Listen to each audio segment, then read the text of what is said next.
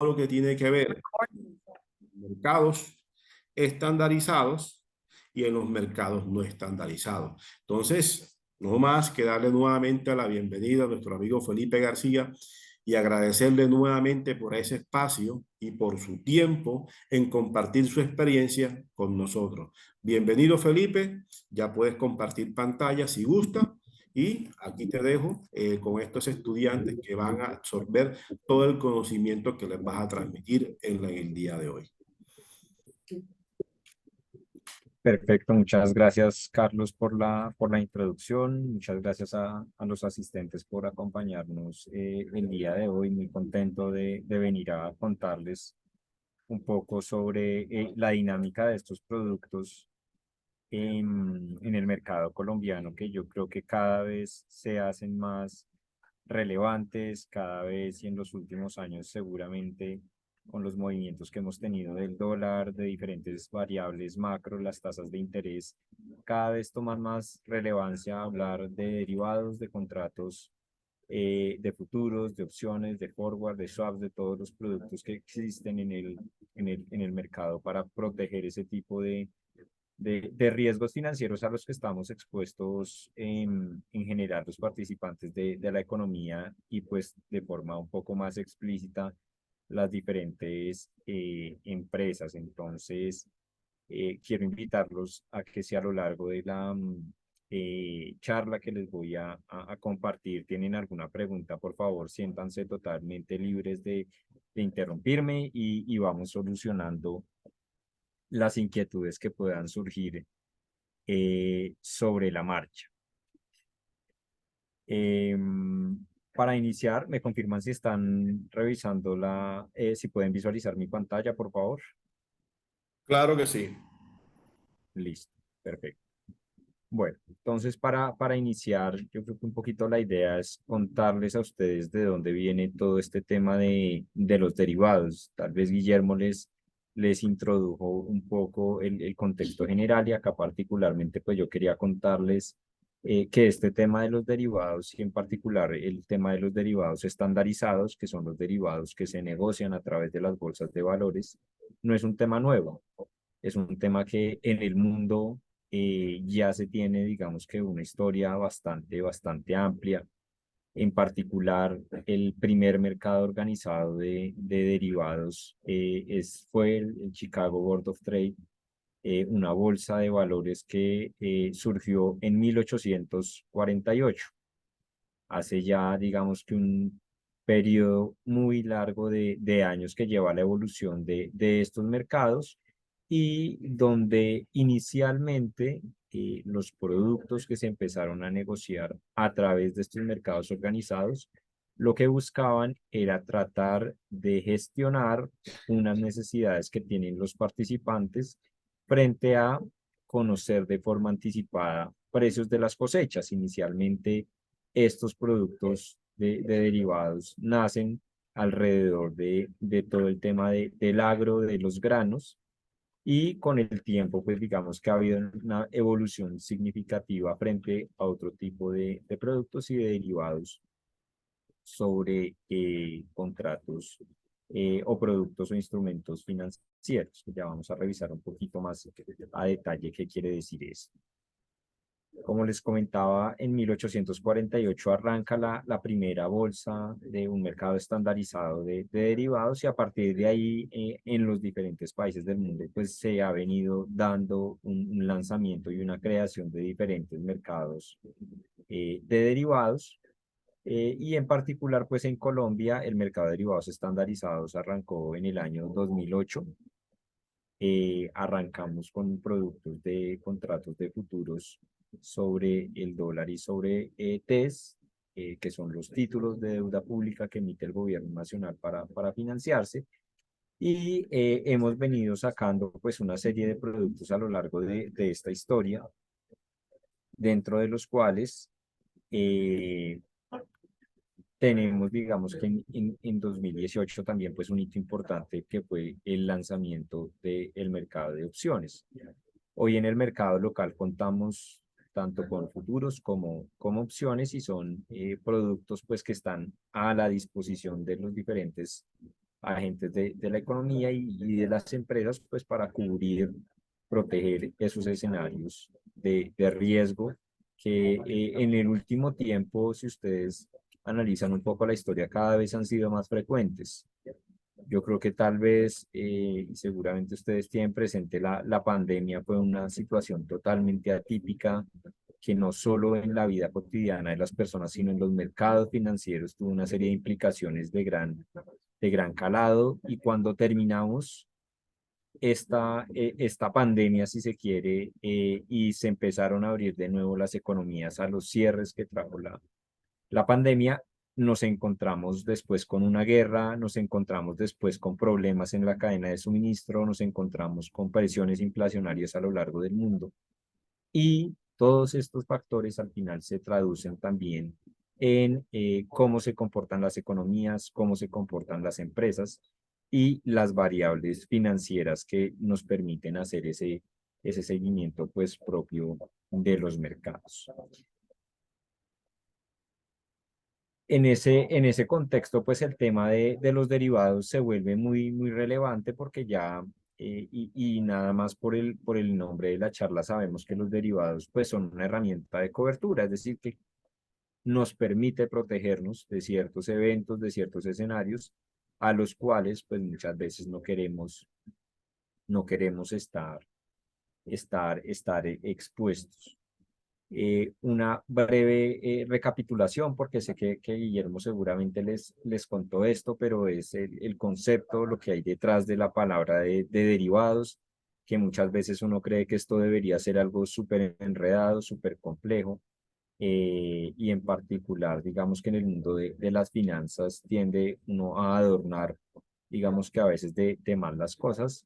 Sin embargo, la esencia de la palabra derivado en el mundo financiero se fundamenta exactamente igual que en lo que se fundamenta en otro tipo de contexto, esta misma palabra. Nosotros seguramente en algún supermercado hemos escuchado hablar de que el queso es un derivado de la leche, por ejemplo, o hemos escuchado que la gasolina es un derivado del petróleo, o hemos escuchado que la panela es un derivado de la caña de azúcar. Y en este sentido, lo que tienen en común estos tres ejemplos que les cuento es que vamos a tener un producto que básicamente está saliendo de otro producto.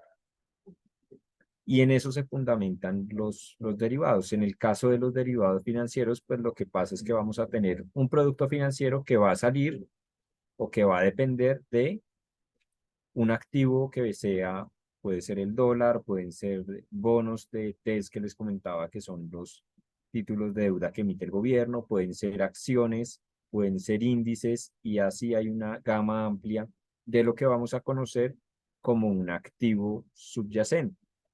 Que el activo subyacente en un derivado, pues básicamente es el activo que está por debajo del contrato de derivados que yo estoy, estoy realizando. En términos de la oferta de productos, entonces la clasificación más grande que hay en términos de los tipos de mercados que uno encuentra va a estar muy acotada, digamos que a las características de los productos que se pueden negociar. Vamos a tener un mercado que es el mercado de derivados estandarizado, que tanto en Colombia como en el mundo los mercados estandarizados son los mercados de las bolsas de valores, donde hay unas características definidas para los contratos, donde hay unas reglas de negociación definidas y una serie también de parámetros, por ejemplo, frente a la información que son importantes. Y del otro lado vamos a tener el mundo de los derivados OTC, que las siglas de OTC es over the counter o sobre el mostrador, y que básicamente lo que quiere decir este tipo de mercado es que es un mercado a la medida de los participantes.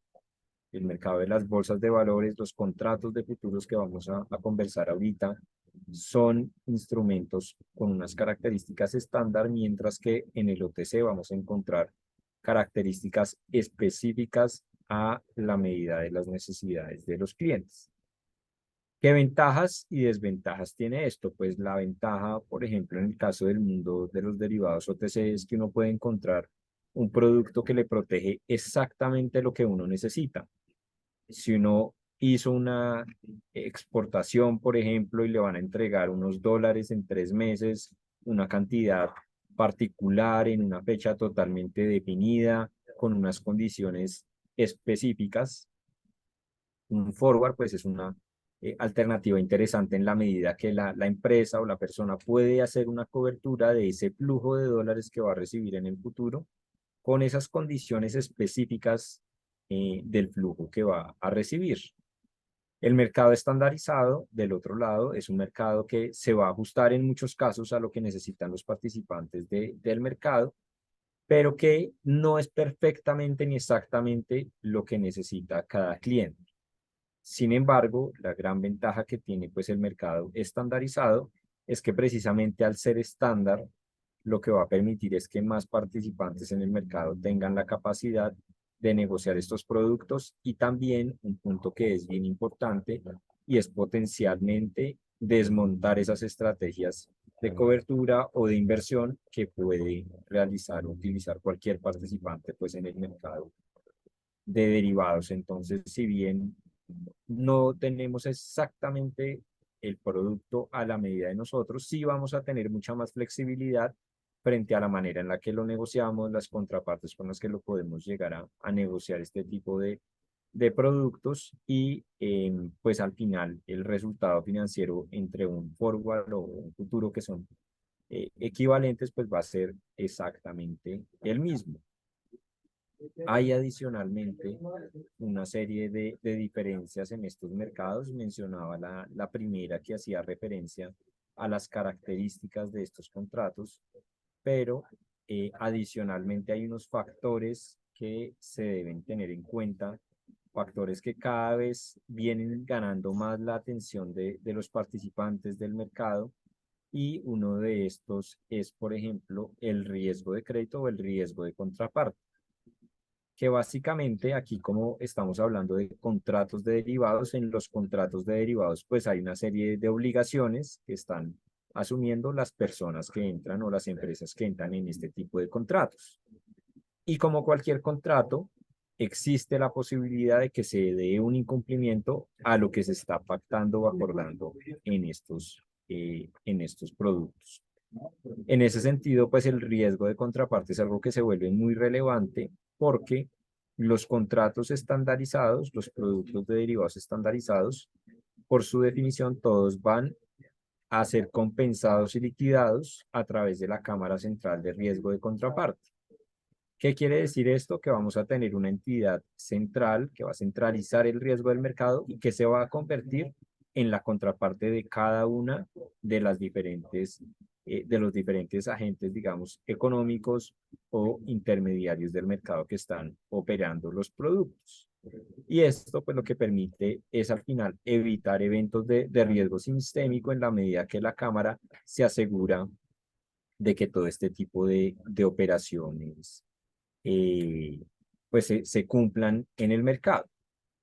Pero adicionalmente, el riesgo de contraparte tiene unas implicaciones ya un poco más desde el punto de vista de implementación, por ejemplo, para una empresa, debido a que existe unos términos que, por ejemplo, se llama el CVA y el DVA, y también algo que se conoce como la exposición crediticia, que básicamente son unos ajustes que se le tienen que realizar a los precios de los derivados y a la valoración contable que tienen que hacer las empresas en los derivados, a causa precisamente de ese riesgo de contraparte y esa posibilidad de incumplimiento que tanto tiene la empresa, digamos, que está contratando el forward, como lo puede tener el banco o el intermediario o la comisionista de bolsa que le está vendiendo el producto. En el caso de las cámaras y de los mercados estandarizados, no va a existir toda esta historia ni del CVA ni del DVA, que son ajustes que, como les comentaba, se debe hacer a la valoración de los derivados para incorporar este riesgo de contraparte. Y esa es una ventaja que tienen también los derivados estandarizados. Un punto adicional que es muy relevante para las empresas y para las personas cuando quieren realizar o contratar contratos de derivados y es también el tema de información. Los mercados de derivados estandarizados a ser mercados que cotizan en una bolsa de valores son mercados que diseminan públicamente la información de todas las transacciones que se están realizando en el mercado. Las características de los contratos son públicas y los mecanismos, digamos, de negociación también son totalmente conocidos por todos los participantes y en ese sentido algo que va a también llamar la atención desde el punto de vista pues, del mercado estandarizado y el no estandarizado es precisamente esta información, porque esta información le puede permitir a una empresa entrar a, una página, a la página de la bolsa, por ejemplo, o entrar a un sistema de información y conocer a qué precio están pactando otras contrapartes del mercado el mismo contrato que yo estoy negociando. Y eso es una ventaja muy grande, sobre todo para la primera, digamos, que incursión que puede llegar a tener una empresa o una persona en este mundo, porque puede tener transparencia de la información y de los precios que están cerrando en ese mismo momento otras contrapartes del mercado. Y finalmente, un punto que también es relevante precisamente son que como los contratos de derivados son estándar, digamos, tienen unas condiciones estándar y se negocian a través de unos sistemas de negociación en las bolsas de valores, tienen la capacidad de ser fungibles. ¿Qué quiere decir que un producto es fungible? Quiere decir que es negociable, que yo puedo comprar hoy un contrato y puedo venderlo mañana, que yo puedo implementar una estrategia de cobertura hoy y si 2 días después me doy cuenta que de pronto no es lo ideal, puedo desmontar esa estrategia de cobertura. En los derivados OTC esto se va a poder hacer también, pero normalmente puede llegar a ser más caro toda vez que la contraparte pues conoce exactamente lo que yo estoy haciendo. En el mercado de derivados al ser estandarizado yo puedo al final a través de otro tipo de contrapartes o de intermediarios del mercado que no sepan al final cuál es mi estrategia final, también comprar o vender y en ese sentido pues cerrar posiciones que potencialmente pues abrir 1 o 2 días antes o en un periodo pues también más largo de tiempo. Ahora, hablando de los futuros, ¿qué son los futuros? Y esto les va a sonar muy similar a la definición que seguramente les contó Guillermo de los forward y al final, ¿qué es un futuro? Pues en términos muy sencillos, es básicamente una operación en la que estamos acordando una compraventa de lo que conocemos como el subyacente, que decíamos que pueden ser dólares, los TES, tasas de interés, acciones, índices, pero lo que pasa es que no estamos pactando esa transacción hoy, la estamos pactando en una fecha futura. Hay una separación y un concepto también importante en los mercados financieros, que uno es los mercados de contado. ¿Qué son los mercados de contado? Los mercados de contado son la compraventa que se está haciendo todos los días de los diferentes instrumentos. Cuando compramos, por ejemplo, unas acciones, nos estamos en el momento que compramos esas acciones, nos estamos convirtiendo en dueños de las compañías. En el mercado de derivados, esto no ocurre porque no somos un mercado de contado o un mercado spot, sino el mercado de derivados es un mercado a plazos. Es decir, que la operación que estamos pactando va a ocurrir en una fecha posterior del tiempo al momento en la que estamos pues realizando estas negociaciones. En ese sentido, los contratos de futuros pues nos sirven también desde el punto de vista de la cobertura. ¿Para qué nos van a servir? Nos sirven para asegurar un precio al que podemos comprar o vender un determinado activo. Ya lo vamos a ver con un ejemplo más adelante, pero un caso particular que ocurre en Colombia, pues es el tema de los exportadores de flores, por ejemplo. Un exportador de flores sabe o cuando hace su presupuesto a fin de año, que ahorita deben estar cerrando, por ejemplo, esa actividad las diferentes empresas del sector floricultor, y dicen, bueno, yo con lo que ha pasado de historia en los últimos años, yo sé que más o menos voy a vender estas flores a lo largo del próximo año, estoy estimando estos crecimientos, y un punto que se vuelve súper relevante es, bueno, pero yo cuando voy a vender mi producto en el extranjero, yo lo vendo es en dólares. ese producto. Yo no puedo ir a Estados Unidos a decir, es que mis flores valen 200.000 pesos. En Estados Unidos yo voy y digo cuánto vale en dólares mi producto. Esa es la moneda, digamos, en la que en el mundo en general se realizan las transacciones.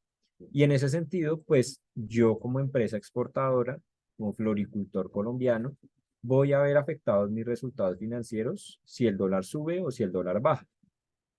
De este modo, conocer con anticipación cuál es el precio al cual yo potencialmente puedo vender mis dólares en 6 meses o en un año, se vuelve algo supremamente relevante.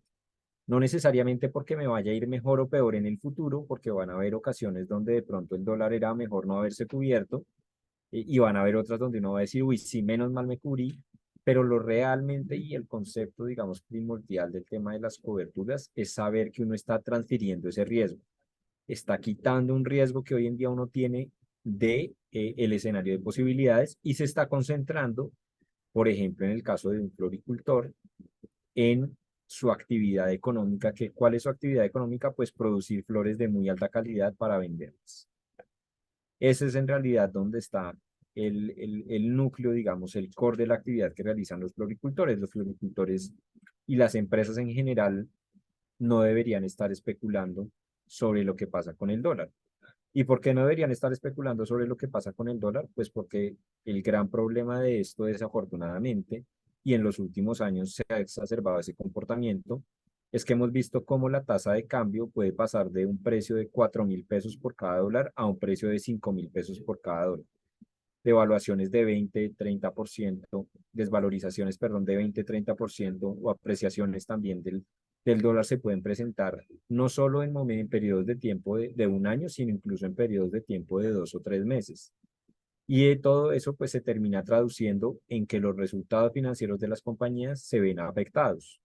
Esta es una de las razones por las que muchas empresas durante la pandemia y el año pasado, pues desafortunadamente al estar en este ejercicio de comercio internacional, de tener que importar o exportar un producto, pues tuvieron que cesar algunas sus actividades. Bueno, y acá nos hemos concentrado, nos vamos a concentrar de hablar sobre todo en el tema de coberturas, pero pues es importante que ustedes conozcan también que los futuros, al precisamente ser un pacto de compraventa en una fecha futura, pues va a permitir también que otro tipo de agentes se vean interesados en este tipo de operaciones, como por ejemplo los propósitos de inversión o también de especulación.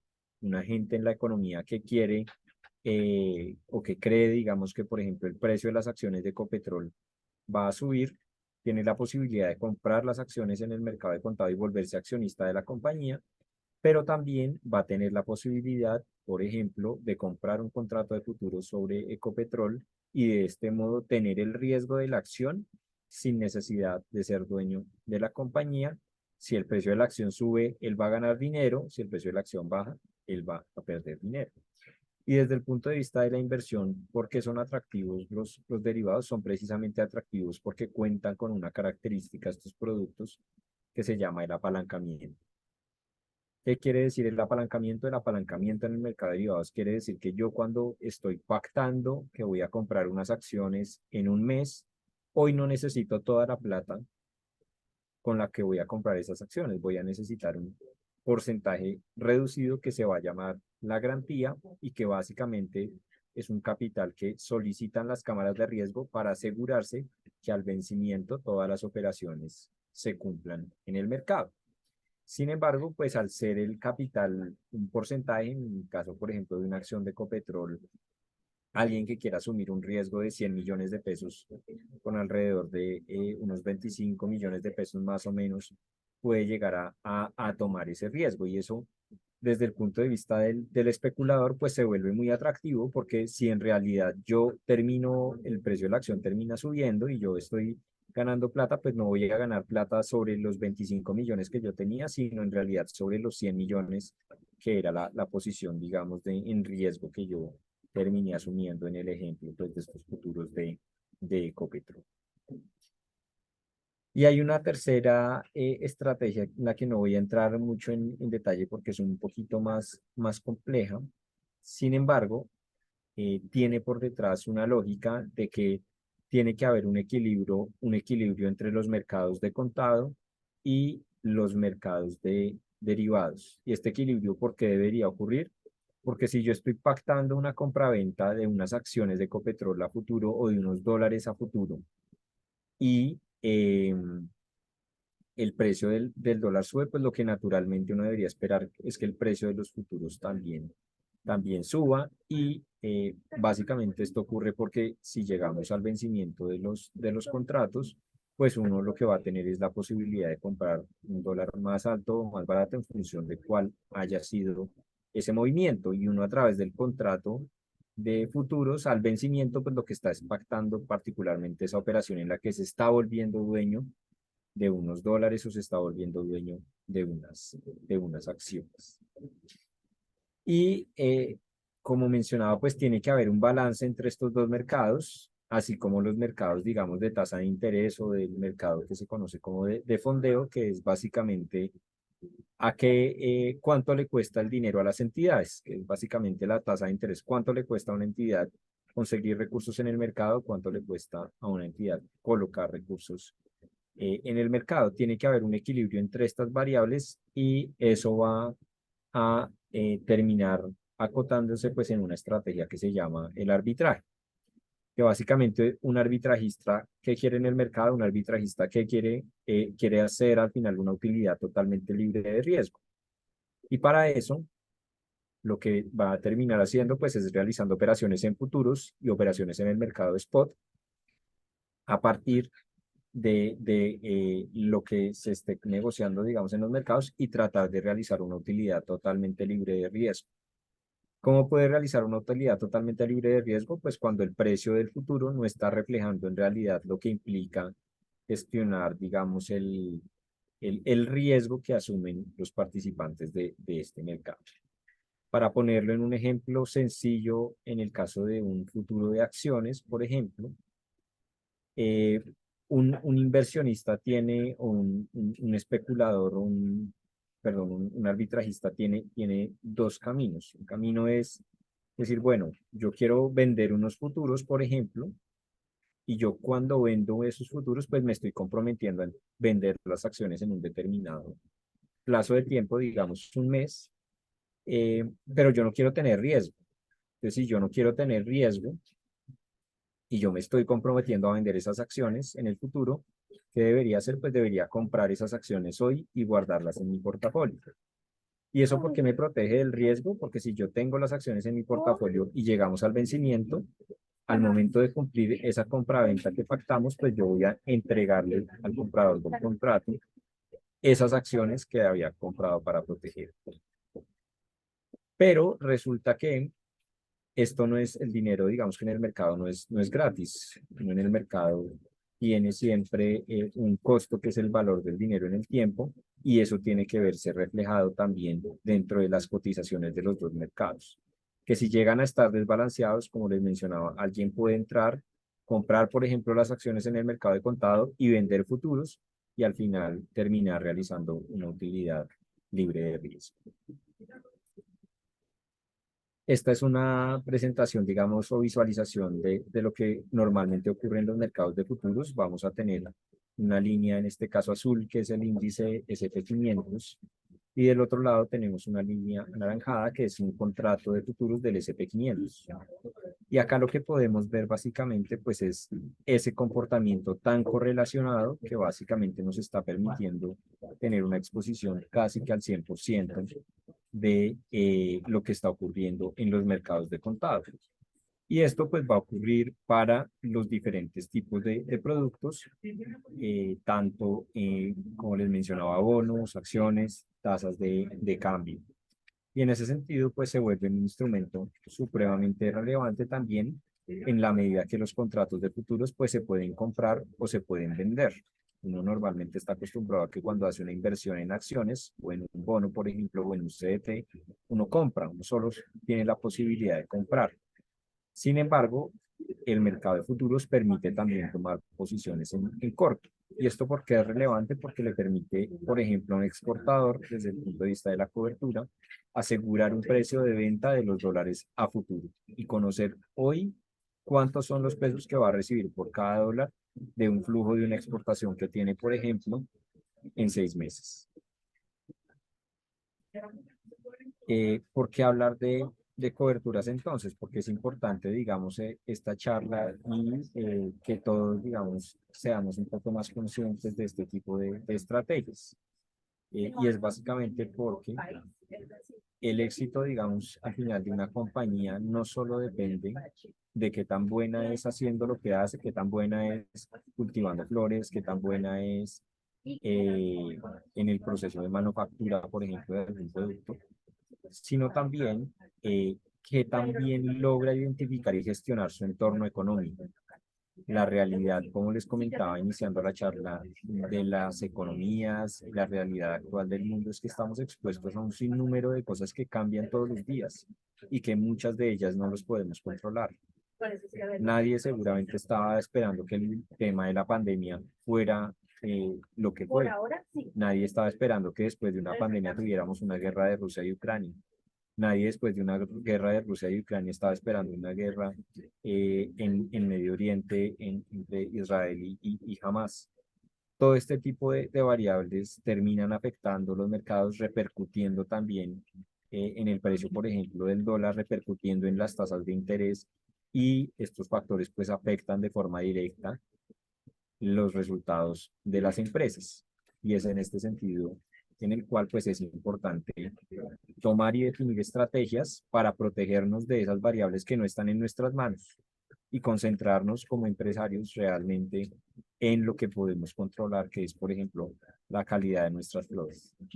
Qué tan bien o qué tan alta es la calidad del café que estamos produciendo acá en Colombia. Todo este tipo de productos que exportamos, y lo mismo pues del lado de los importadores que muchas veces comercializan productos para vender aquí en Colombia, pues están altamente expuestos a que si el precio del dólar sube y ellos tenían una factura pactada en un mes y el dólar subió 200 pesos, pues se puede comer toda la utilidad del negocio que pensaban hacer, y de pronto el producto que pensaban traer aquí a Colombia, pues ya no es rentable traer. ¿Cuál es el efecto que puede tener el dólar en las empresas? Pues nosotros tenemos que tener primero un concepto claro en cuanto a los movimientos que se presentan, y es un movimiento de apreciación, depreciación. Uno habla de depreciación o apreciación del dólar o de las divisas. Es posible que ustedes hayan escuchado también el concepto de devaluación. Sin embargo, el concepto de devaluación uno normalmente lo utiliza es con los países que tienen un régimen de cambio distinto al colombiano, que es un régimen de cambio libre. Hay unos países que tienen régimen de cambio fijo, y estos países, cuando generan un cambio en el valor de su moneda, esto en realidad es una devaluación, porque el Banco Central está devaluando, cambiando el valor de esa moneda. Cuando nosotros hablamos de movimientos del dólar o de las divisas, normalmente lo que estamos mencionando es movimientos de apreciación o depreciación del dólar o del peso colombiano. Una apreciación del dólar, pues básicamente implica un incremento de los costos para las empresas que importan. No es lo mismo que yo voy a importar patinetas de China, y si las quiero traer a un dólar a 4.000 pesos, no es lo mismo que traerlas a un dólar a 5.000. Si el dólar se sube a 5.000 y yo me comprometí a pagar esas patinetas en 3 meses, pues voy a tener que pagar muchos más pesos colombianos. Sin embargo, este escenario normalmente beneficia a los exportadores, porque los exportadores tienen precisamente que salir a vender los productos en dólares. Y en la medida que el dólar sea más alto, pues van a recibir más pesos colombianos por cada dólar americano. Y ahí es donde uno va a entrar muchas veces, y las empresas entran muchas veces en la disyuntiva de decir que para qué se cubren. Yo para qué me cubro si el dólar llegó a 5.000 pesos. Hace un año, eh, cuando estaban las empresas seguramente pronosticando lo que iba a ser el dólar a lo largo del 2022 o el 2023, decían, un exportador decía: yo para qué me cubro como exportador si el dólar está casi que a 5.000 pesos. un floricultor decía yo, ¿para qué me cubro si el dólar está tan alto? ¿Qué incentivo tengo? Y pues el incentivo es que después, cuando el dólar ahorita se está devolviendo a niveles muy cercanos a los 4.000 pesos y tienen que salir a vender sus productos, pues ahí es donde se dan cuenta que no necesariamente el mercado siempre los va a favorecer. Y lo mismo puede pasar del lado contrario. Hace un año un importador pudo haber dicho, yo mejor me cubro, no, y sea que el dólar llegue a 8.000 pesos y de pronto pues el dólar se devuelva a 4.000. Y tiene uno la tentación de decir, me fue súper mal en la cobertura, eso no funciona, yo no me vuelvo a cubrir. Y en realidad desconocen los empresarios muchas veces que el objetivo de una cobertura es eliminar un riesgo, no es ganar dinero. Si uno se mete en una cobertura como empresario pensando que siempre va a ganar dinero, uno está especulando. Eso es especular, porque básicamente yo, si me va bien, estoy contento; si no me va bien, pues estoy triste. Eso básicamente es la especulación. Y la lógica de la cobertura, que es un tema que a veces con charlas en los gremios hay que puntualizar bastante, es el tema de yo por qué me estoy cubriendo. Y la respuesta de yo por qué me estoy cubriendo es precisamente porque hay un riesgo que yo no quiero tener. Van a haber veces que eso va a implicar que yo voy a tener que pagarle más plata a alguien, van a haber otras veces donde a mí me van a pagar, pero la esencia fundamental de una estrategia de cobertura es eliminar un riesgo que yo no quiero tener y concentrarme en otro tipo de actividades que en realidad como empresario puedo controlar más. Y hay un tercer riesgo, digamos, que es importante también mencionar, y es desde el punto de vista de la fluctuación. O sea, una volatilidad tan fuerte del dólar, pues también termina repercutiendo en los resultados de las compañías y generando volatilidad que muchas veces pues no es deseada, ya que al final este tipo de variables pues le terminan, por ejemplo, metiendo volatilidad a los estados financieros de una empresa. Terminan haciendo que una empresa de pronto gane mucho dinero en un año, pero pierda mucho dinero en otro año. Y eso, pues, un banco, por ejemplo, cuando una empresa va a pedir un crédito, cuando le analice los estados financieros, va a decir, uy, esta empresa es como riesgosa porque, pues sí, vea que unos años gana, pero otros años pierde mucho. Y las estrategias de cobertura, pues al final también van a traer esa estabilidad a las finanzas de la compañía. Pues no Entonces, sé si ¿para quieren qué sirven las estrategias de cobertura? Las estrategias de cobertura sirven, digamos, el propósito fundamental es una gestión de un riesgo, es quitar un riesgo de la mesa que no quiero tener.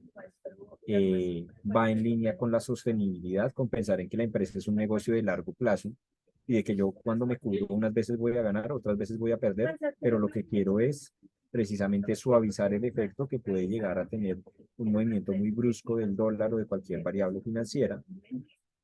Y también en línea con esto el punto de la competitividad.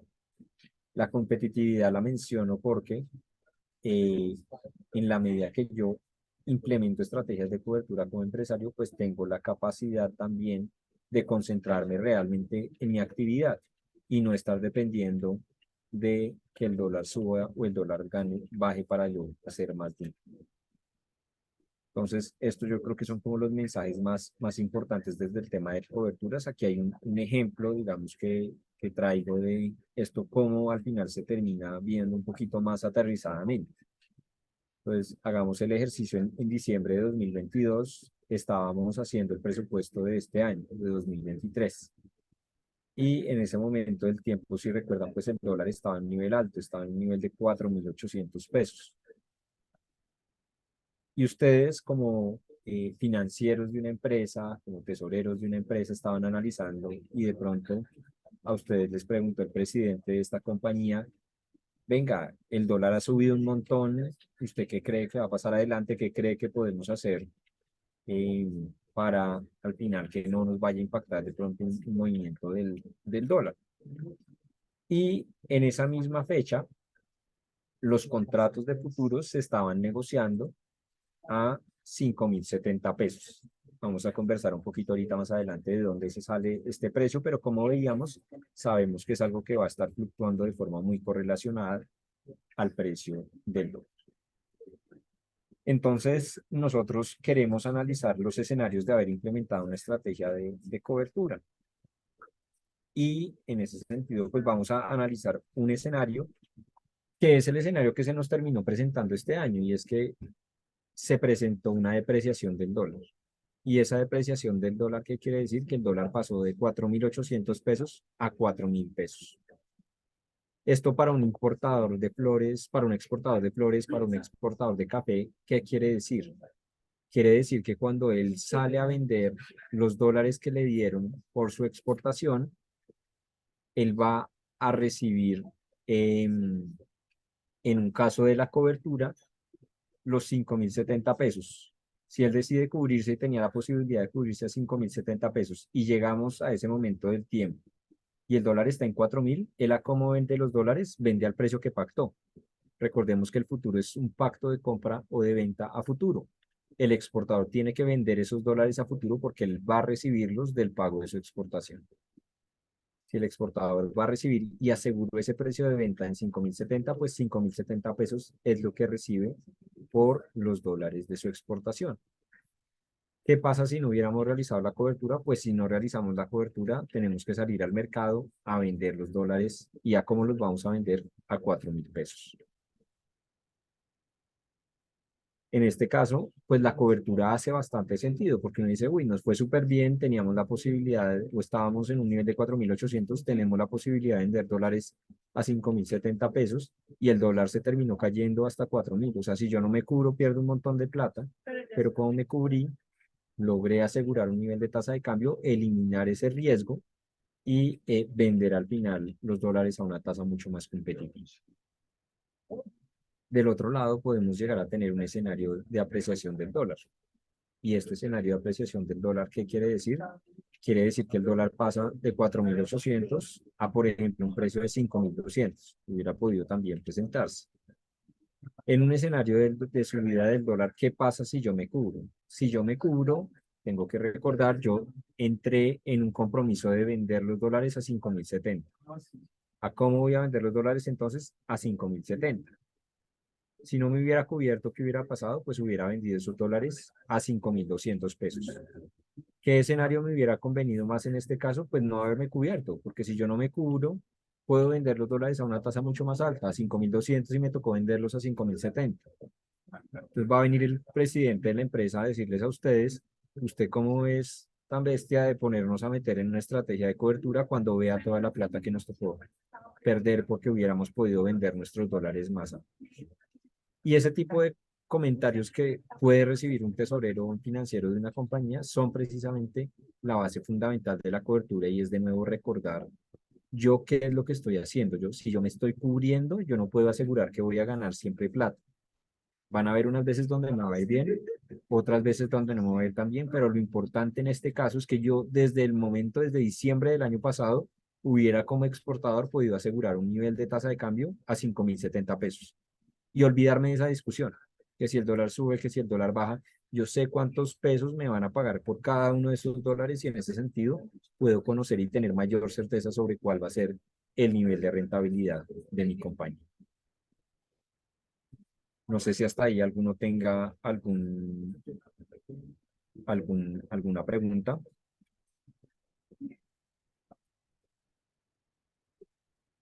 o todos vamos bien.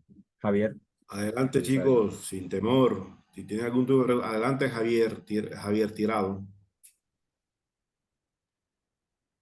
Bueno, profe, según lo que usted está diciendo, yo tengo una pequeña preguntita. ¿Qué le puede pasar a una empresa que esté utilizando la industria 4.0 como herramienta de productividad si el dólar sufre un cambio abrupto en este tipo de empresas que apenas está iniciando?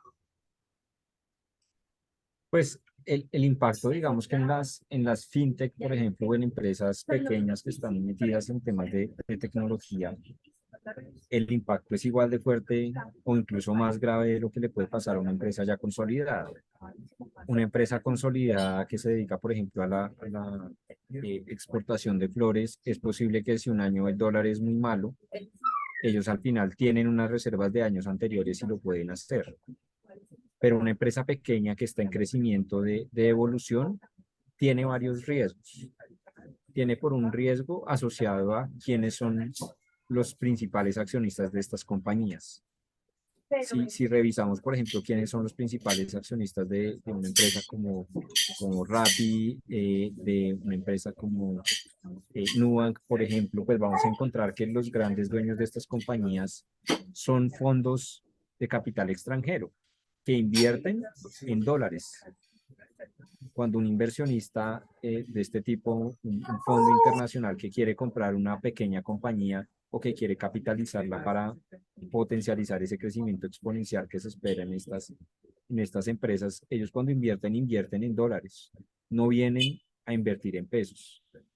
Y en ese sentido, al invertir en dólares, también el retorno que están esperando es un retorno en dólares. ¿Qué le pasa a un inversionista que está esperando un retorno en dólares cuando el dólar pasa, por ejemplo, de 4.000 pesos a 5.000 pesos y la empresa es una empresa que tiene sus ingresos en pesos? Pues que cuando él devuelva esos ingresos a dólares para devolverle la rentabilidad o para pagarle dividendos a sus accionistas en dólares, pues va a dar una rentabilidad súper mala. Y asimismo, pues puede haber momentos donde también pase lo contrario, que genere más dividendos a causa de este tipo de cambio. Pero en las empresas, digamos, que están en esta etapa inicial o que están en industrias, digamos, de la tecnología, pues están también totalmente expuestas a lo que pasa con el comportamiento del dólar. No solo, digamos, porque su financiación está en dólares, sino también por saber cómo está la fuente de sus ingresos. Si la fuente de sus ingresos es dólares o es pesos colombianos, eso va a terminar repercutiendo en el resultado pues, financiero que tienen las compañías.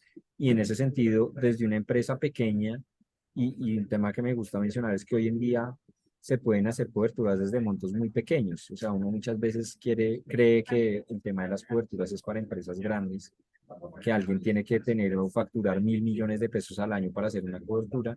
Y la realidad es que en Colombia se pueden hacer coberturas hoy en día prácticamente que desde $1.000. Hoy en día en la Bolsa de Valores de Colombia tenemos un contrato de futuros que es de $1.000. Y eso es lo que le permite a los empresarios desde muy bajos montos implementar este tipo de estrategias de cobertura. No sé si quedó totalmente resuelta la pregunta, Javier, o si tienes algún comentario adicional. Bueno, resuelta sí quedó, pero como usted lo dijo anteriormente, la mayoría de estas tecnologías provienen son de Estados Unidos la compra y venta de este tipo de tecnologías software es en dólares. Entonces, para una compañía que apenas está iniciando, ejemplo, la mía que apenas está dando sus primeros pasos, digamos que queda un poquito difícil competir cuando el dólar sube, porque tenemos, como dice, tenemos un presupuesto estándar para un año X y de un momento el dólar tiene un cambio como hubo hace poquito que superaba los 4.000. Pero en ese sentido, sí, gracias por responder mi pregunta y quedó resuelto. Vale, con gusto. Sí, yo creo que ahí la importancia del tema es precisamente uno eliminar, digamos, esos riesgos que sabe que lo pueden afectar de forma brusca. O sea, cuando uno tiene sus ingresos y sus egresos en monedas distintas o cuando uno tiene créditos que están denominados en otro tipo de monedas o los accionistas principales o la capitalización que se ha hecho de la compañía ha sido en una moneda distinta a la que se genera los ingresos, claramente pues ahí uno tiene este riesgo de tasa de cambio y el tema pues de las coberturas se hace muy relevante. Bueno, aquí les anticipaba un poquito el tema de los montos, pero estas son las características que normalmente tiene un contrato de futuros. Esto en el mundo, digamos que es muy estándar, las características que se definen, pero como les comentaba, en el caso de los futuros son contratos estándar. Vamos a tener un contrato que es el más negociado actualmente en la Bolsa de Valores de Colombia, que es el contrato de tasa de cambio de la TRM, donde tenemos un producto de $50.000 y uno de 5.000 y uno de $1.000. ¿Esto qué quiere decir? En cada contrato, y yo cuando voy a negociar, en los futuros yo negocio son contratos, yo no negocio dólares. Entonces, si yo necesito vender, por ejemplo, $5.000, puedo vender un contrato de TRS. O si necesito vender $10.000, pues puedo vender 2 contratos de TRS. Y esa es la forma en la que se ajustan los montos frente a lo que se puede negociar o a la necesidad que uno tiene. Como les comentaba, contar con montos desde $1.000, pues lo que va a permitir es que esto en realidad le sirva a un número muy, muy amplio de compañías en la medida que en los montos que se pueden llegar a cubrir son montos muy ajustados, digamos, y relativamente pues pequeños para una empresa. En los contratos de futuros, otra característica importante son los contratos que yo tengo disponibles en los sistemas. Yo voy a tener diferentes fechas de vencimiento para cada contrato. Hoy en día, en estos casos, en este caso de los futuros de TRM, vamos a tener 6 vencimientos disponibles en el sistema. Vamos a tener 4 vencimientos que son en marzo, junio, septiembre y diciembre, los contratos más cercanos de ese ciclo de marzo. Y vamos a tener adicionalmente los 2 contratos mensuales más cercanos que no estén incluidos dentro de estos 4 que les mencionaba. ¿Qué pasa si el futuro que más se acerca es a 6 meses y uno tiene que hacer o el flujo lo va a recibir uno en dólares en 7 meses? Pues, ¿qué va a pasar ahí? Que precisamente la ventaja y la dinámica de negociación de los futuros le va a permitir a uno hacer, por ejemplo, un contrato a un año y cuando hayan pasado 7 meses desmontar esa estrategia. O también, algo que es común es ir haciendo lo que se conoce como el rollover de las operaciones. Y este rollover quiere decir que yo me voy montando en contratos trimestrales o en los mensuales más cercanos y cuando se vaya acercando su fecha de vencimiento, me paso al siguiente contrato. Y luego se acerca de nuevo esa fecha de vencimiento y me paso al siguiente contrato. Y eso lo hago hasta que me acerque pues a la fecha que necesito en realidad realizar esta estrategia. Son contratos que se negocian en precio. Uno cuando pacta un futuro está pactando la tasa futura a la cual compra o vende los dólares. Entonces hoy uno puede conocer por cada dólar si es un precio de ahorita, por ejemplo, con una tasa de 4.000 pesos, un futuro a un mes puede tener un precio de 4.050 pesos, por ejemplo. Como yo estoy comprando $1.000, pues lo que tengo que hacer es obviamente el equivalente. Yo estoy negociando un dólar a 4.050 pesos, pues cuánto valen $1.000, hacer la multiplicación. Son contratos que se negocian con TIC de precio de 0.1 y tienen un método de liquidación financiero. ¿Qué quiere decir un método de liquidación financiero?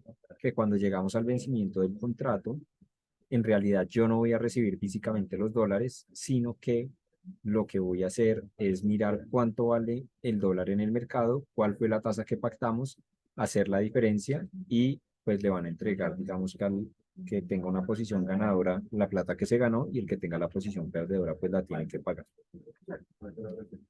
Y bueno, yo les contaba ahorita que tenemos 6 vencimientos disponibles, pero ¿qué quiere decir? Entonces uno cómo sabe específicamente la fecha en la cual está pactando la compra-venta del dólar.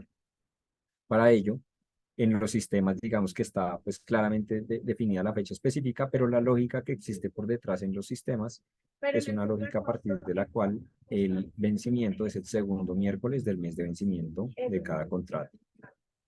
Entonces uno buscando el segundo miércoles del mes de vencimiento del contrato puede conocer la fecha en la que se negocia, en la que se vence, perdón, los futuros. Y como ven, pues uno tiene por un lado hasta 6 vencimientos para operar, pero del otro lado puede, si uno quiere comprar un contrato hoy y venderlo mañana, lo puede hacer ningún problema precisamente porque son contratos estándar y con características de fungibilidad.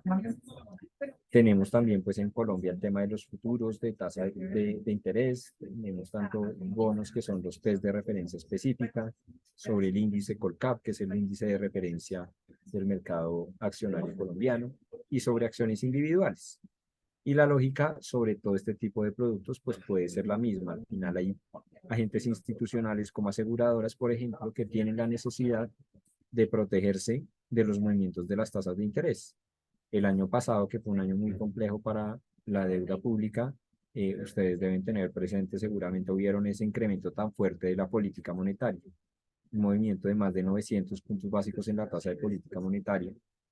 Y esa política monetaria se traduce a la valoración de los activos del mercado de renta fija, claramente ese incremento tan fuerte les trajo al mercado de renta fija unas desvalorizaciones muy fuertes y en ese sentido contar con mecanismos que le permitan a los agentes institucionales proteger también sus portafolios de escenarios desfavorables de mercado, pues se vuelve también muy relevante.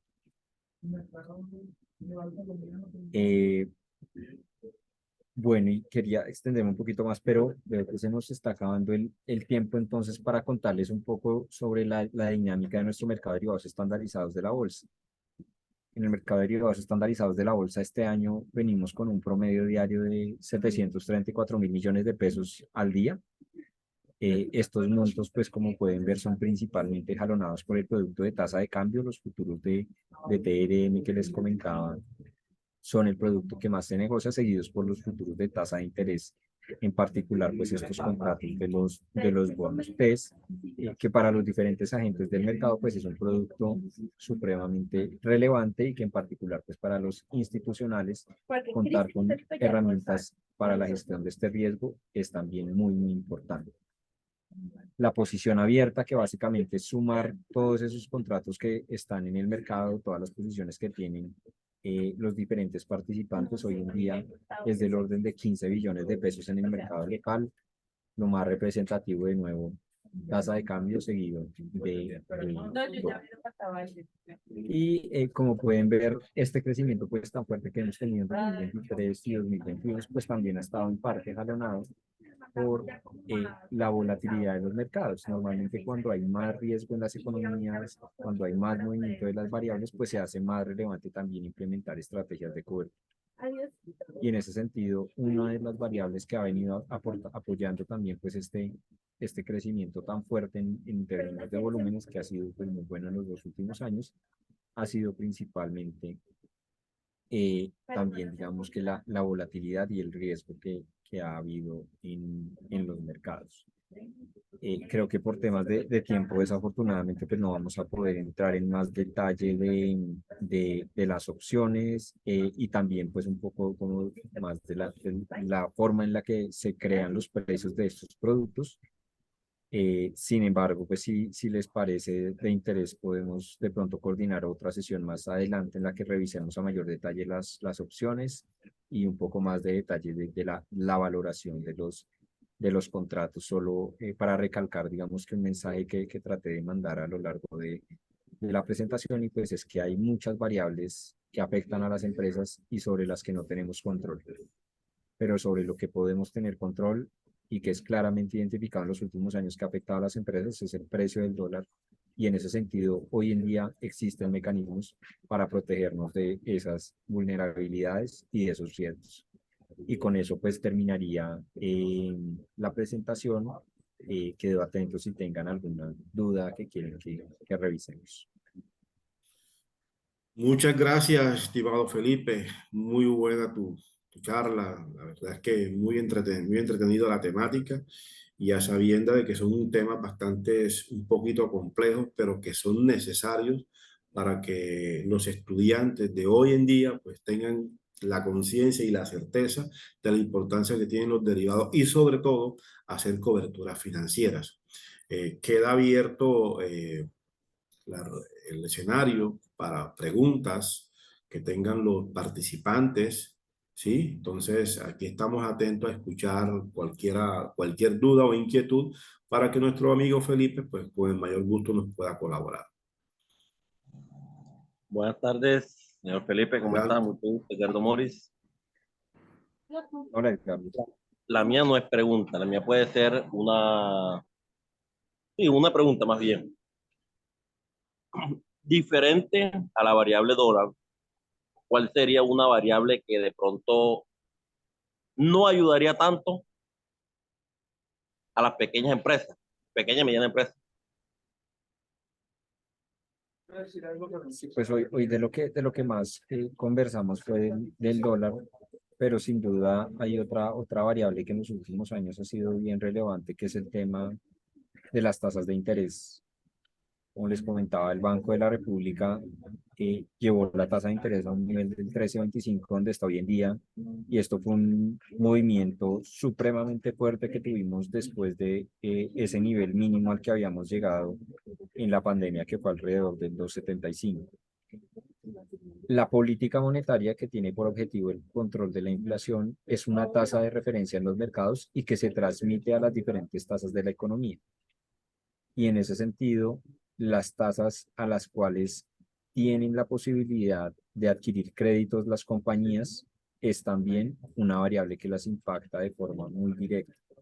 Este año yo creo que son conscientes, y de pronto las personas que tengan alguna tarjeta de crédito han podido sentir, digamos que de primera forma, lo que implican tasas de interés tan altas. Tasas de interés tan altas al final implican que el costo de pedir dinero prestado es mucho más costoso, son muchos más los intereses que tenemos que pagar. Y en este sentido, desde el mundo de tasas de interés, si bien existen algunos productos estandarizados que ayudan a proteger esto, como los futuros de test que les comentaba, y los futuros, digamos, otros futuros que tenemos, que son los futuros OIS, que es un producto un poquito más complicado de entender. En el mundo de las tasas de interés también existen lo que se llaman los swaps, que básicamente son contratos en los que se acuerda un intercambio de flujos de caja, y donde las empresas, por ejemplo, tienen la capacidad de convertir deuda que tengan en tasa variable a una deuda que tengan en tasa fija. Ese es un producto un poquito más avanzado, pero para dar, digamos que respuesta a la pregunta, las tasas de interés sin duda son otra variable que afecta de gran manera a las pymes. Excelente. Pues, Muchas gracias. ¿alguna otra pregunta adicional, Edgardo? Adelante. Bueno, chicos, otra pregunta. Tenemos otra inquietud.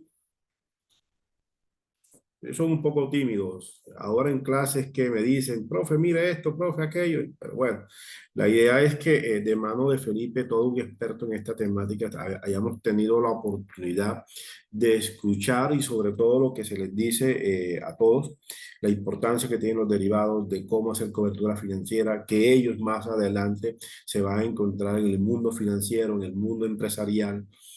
Y asimismo, ellos mismos tienen que de alguna u otra manera proponer a la empresa, proponer a la junta directiva, proponer al financiero de la compañía que el tema de los derivados se tiene que ir aplicando paulatinamente, y de esa forma proteger a las empresas, proteger a las pymes, proteger a todo ese conglomerado organizacional, para que de esa forma puedan tener resultados mucho más valiosos, no únicamente en la parte financiera, sino también en el crecimiento y sostenimiento de estas mismas.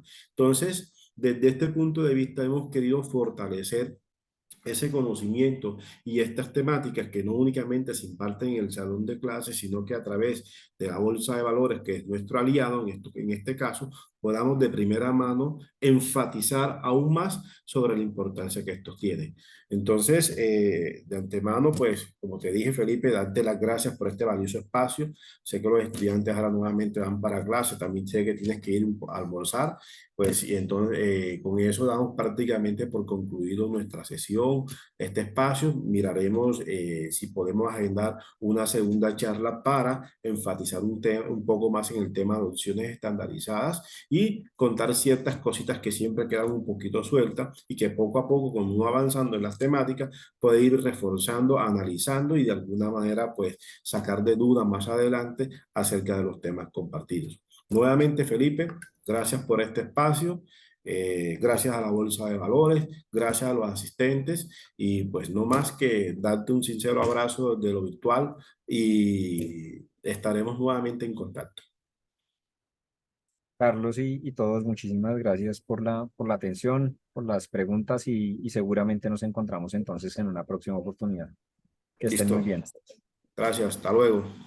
Hasta luego.